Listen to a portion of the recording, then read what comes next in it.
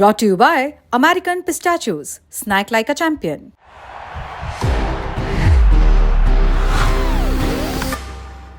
That's the power of pistachio.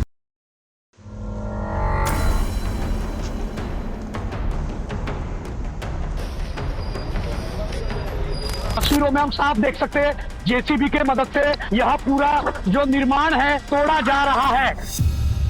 क्या नागपुर नगर निगम याचिकाकर्ताओं को उनके धर्म के आधार पर निशाना बना रही है? संपत्ति को गिराने से पहले उन्हें सुनवाई का मौका क्यों नहीं दिया गया? 24 मार्च को बॉम्बे हाई कोर्ट ने नागपुर हिंसा को लेकर ये टिप्पणी की। इसी के साथ कोर्ट ने नागपुर हिंसा के 2 आरोपियों के घरों को ढहाने पर रोक लगा दी है। हिंसा के एक आरोपी के घर को कोर्ट के आदेश से पहले ही गिरा दिया गया था, लेकिन दूसरे आरोपी के घर को ढहाने की कार्रवाई कोर्ट के आदेश के बाद रोक दी गई है। अपने फैसले के साथ कोर्ट ने प्रशासन पर सवाल उठाए हैं। बताते चले कि नागपुर में 17 मार्च की शाम को 2 जगहों पर हिंसा हुई थी। नागपुर नगर निगम ने हिंसा के आरोपियों के घरों को गिराने को लेकर नोटिस जारी किया था। इस आदेश के खिलाफ मुख्य आरोपी फहीम खान की मां मेहरुनिसा और अब्दुल हाफिज ने अदालत में याचिका डाली थी।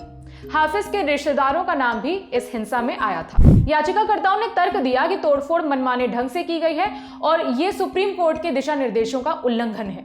बॉम्बे हाईकोर्ट की नागपुर बेंच के जस्टिस नितिन सांबरे और जस्टिस वृषाली जोशी ने याचिका पर सुनवाई की। उन्होंने आरोपियों के घरों को गिराने के आदेश पर रोक लगा दी। बेंच ने कहा कि एनएमसी की कार्रवाई की कानूनी जांच करने की जरूरत है।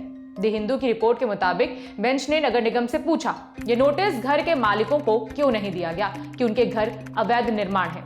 संपत्ति को गिराने से पहले उन्हें सुनवाई का मौका क्यों नहीं दिया गया? क्या एनएमसी याचिकाकर्ताओं को उनके धर्म के आधार पर निशाना बना रही है? बेंच ने कहा कि यह कार्रवाई दंडात्मक तरीके से की गई है, जिसमें बिना बात सुने ही लोगों के घरों को गिरा दिया गया। मेहरुनिसा खान की ओर से वकील अश्विन इंगोले पेश हुए थे। पीटीआई के मुताबिक उन्होंने दावा किया कि बेंच ने कहा है कि अगर ये पुष्टि होती है कि तोड़फोड़ अवैध रूप से की गई है तो प्राधिकारियों को इस नुकसान की भरपाई करनी होगी। उन्होंने कहा कि अदालत ने सरकार और नगर निगम अधिकारियों से जवाब मांगा है और मामले की अगली सुनवाई 15 अप्रैल को तय की गई है। अब जानते हैं कि अदालत में एनएमसी की तरफ से क्या पक्ष रखा गया। आरोपियों के घरों को गिराने के मसले पर एनएमसी ने भी अपना पक्ष रखा। द हिंदू की रिपोर्ट के मुताबिक एनएमसी के अधिकारियों ने कहा कि उन्होंने फहीम खान को भवन निर्माण उल्लंघन संबंधित नोटिस कुछ दिनों पहले ही जारी किया था। फहीम खान की मां के नाम पर रजिस्टर्ड संपत्ति का निर्माण नागपुर इंप्रूवमेंट ट्रस्ट के लीज होल्ड प्लॉट पर किया गया था। इसका पट्टा साल 2020 में ही खत्म हो गया था। उन्होंने कहा कि स्ट्रक्चर के निर्माण में जरूरी परमिशन नहीं होने की वजह से महाराष्ट्र क्षेत्रीय और नगर नियोजन अधिनियम के तहत अवैध माना गया था। निगम ने दावा किया कि कार्रवाई से 24 घंटे पहले ही नोटिस दे दिया गया था।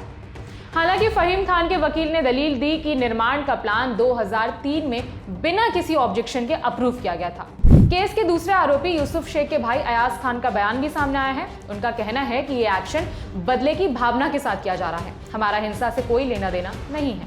कि ये सिर्फ बदला लेने की मेंटेलिटी से हुआ है। हमारा कोई इन्वॉल्वमेंट नहीं था इस दंगे में। मेरे ये जो प्रॉपर्टी है मेरे फादर की है। I am the owner of this property. ये 1970 से हमारी प्रॉपर्टी है और इसके अंदर कुछ किसी का इन्वॉल्वमेंट नहीं है। हम लोग लॉ अबाइडिंग पीपल है। We stay here. Hindu Muslim से साथ में रहते हैं।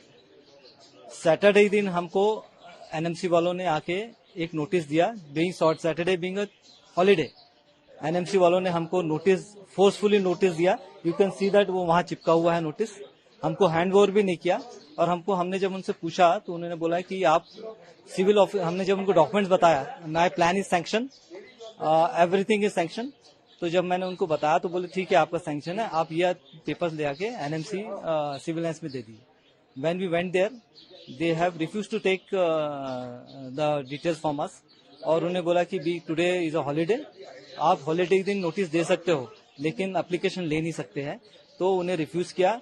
फिर भी हमने अपने डॉक्यूमेंट पोस्ट कर दिया। We have a document available with us, I can show you letter. और हमारे पास फोटोज भी कि हम वहां जाके दिया है।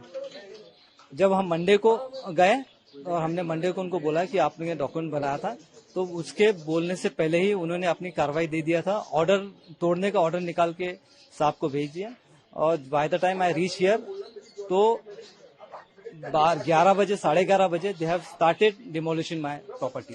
जानकारी के लिए बता दें कि फहीम खान के 2 मंजिला घर के कथित अवैध हिस्सों को अदालत के आदेश से पहले ही गिरा दिया गया था, जबकि यूसुफ शेख के घर के कथित अवैध हिस्सों को ढहाने की कार्रवाई अदालत के आदेश के बाद रोक दी गई। फहीम खान पर देशद्रोह का मामला दर्ज किया गया है, वो फिलहाल जेल में बंद है। मामले की अगली सुनवाई अब 15 अप्रैल को होगी।